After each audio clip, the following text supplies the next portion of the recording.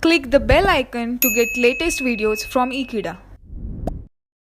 Hey friends, in the previous lecture we have discussed about the group 15 elements, as well as we have also discussed about the trends in the physical properties of group 15 elements.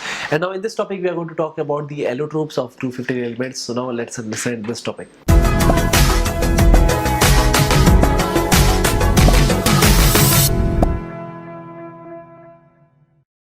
So here friends, we are going to talk about the allotropes of group 15 elements, but before understanding the allotropes of group 15 elements, let us understand what is actually allotrope. So allotropy is the phenomenon in which an element exists in different physical forms, having different physical properties but having similar chemical properties. So those elements are basically known as allotropes of each other. So those elements which have this property are known as allotropes. So talking about the first one, that is, let me talk about the allotropes of nitrogen. So friends, nitrogen exists in the two allotropic form, that is alpha nitrogen and beta nitrogen. So talking about the alpha nitrogen, this alpha nitrogen has cubic crystalline form structure. While talking about the beta nitrogen, it is having a hexagonal crystalline structure. So that was related to the allotrope of the nitrogen. And now let me talk about the next one, that is phosphorus. So phosphorus exists in three forms or three allotropes, that is white phosphorus, red phosphorus and black phosphorus. So now let me talk about the structure of this white phosphorus, red as well as black phosphorus. So talking about the structure of white phosphorus, it has been found that is the phosphorus has basically, I will write it over here. So this is the structure that white phosphorus has. Basically, as we understand, that is the phosphorus, they can form three bonds. So therefore this is 1, 2, 3, and even this phosphorus, it forms 1, 2, 3.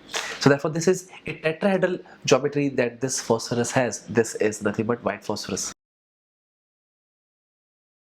So if we talk about, that is red phosphorus, the red phosphorus is very much similar to white phosphorus. The only thing is this bond, as you could see, it will break in such a manner that is it will form a long chain molecule, and this is what I'm going to talk about.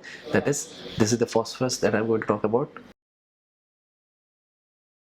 So here basically there will be lone pair of electrons, and this one will be connected with the other one. So therefore this is the structure and this will go. So this was nothing but it was related to red phosphorus. And if we talk about, that is, black phosphorus, then it is a very complex structure and it forms a hexagonal shape, and that's the reason that it has a very complex structure. So this was related to the allotropes of phosphorus. And now let me talk about the next one. So talking about arsenic, arsenic also exists in many allotrope form. So among that, one is, that is grey metallic arsenic, the next is yellow arsenic, and this is black arsenic.